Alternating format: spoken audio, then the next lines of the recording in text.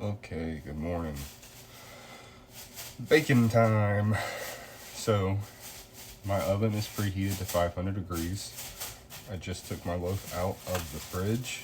It was in there from about 11:30-ish to now, and it is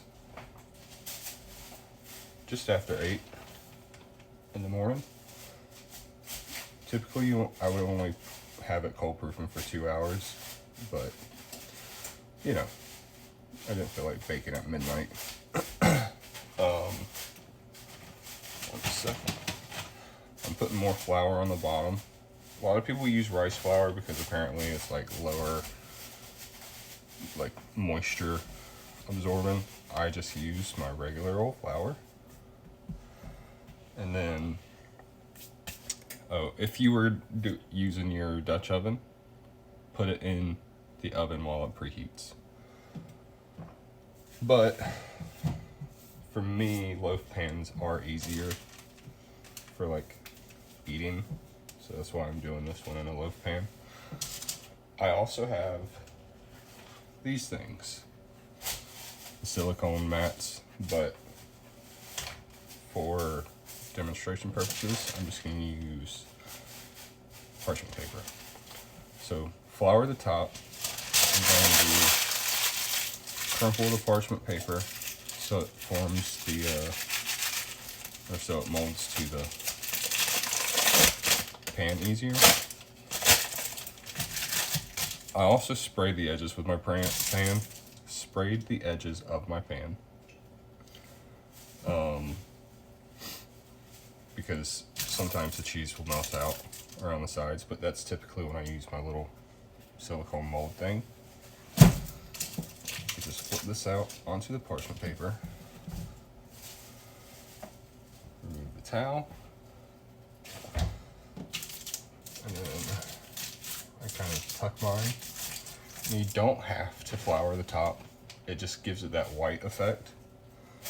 So I'll do that just so you can see the design.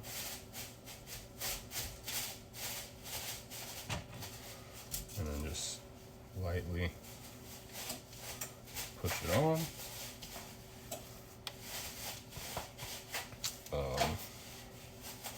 And I have one of these, but you can use a knife. It's just a razor. Let me see. I actually screenshotted the design, so I'm gonna try that. One second.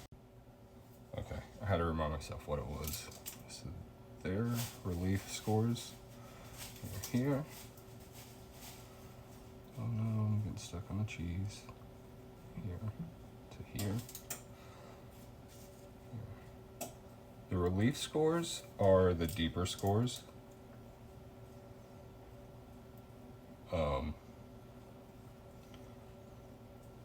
That's so it doesn't like explode or whatever. I'm sure you know that though.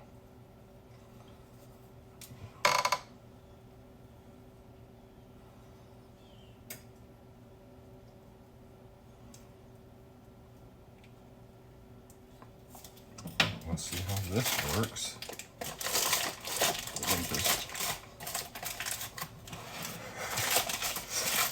I probably should have done those scores after I put it in the pan.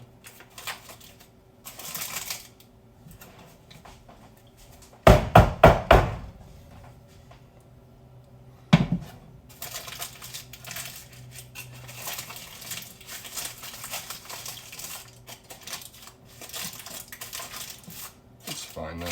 We'll see what happens. And then, the way you cook them in a loaf pan, even though that's glass on the bottom, it's fine. I have two metal ones, but my other one is completely filthy. You take another loaf pan and you just put it on top, just like that. And that creates a Dutch oven. So this is gonna go into a 500-degree oven for 35 minutes. I'll take this pan off and then drop it down to 425 for 15-ish minutes.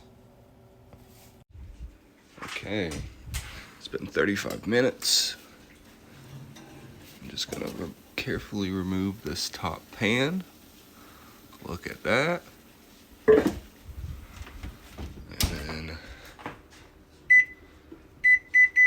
this down to 425.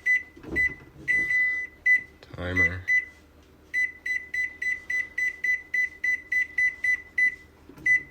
15 minutes. 15 minutes passed. The design leaves something to be desired, but looks pretty good. Okay, I got it out. Sounds good. I'm just using the crusty old air fryer basket as my cooling rack. So now I think this is going to be the end. You know what to do now. You let it sit for an hour, 2 hours.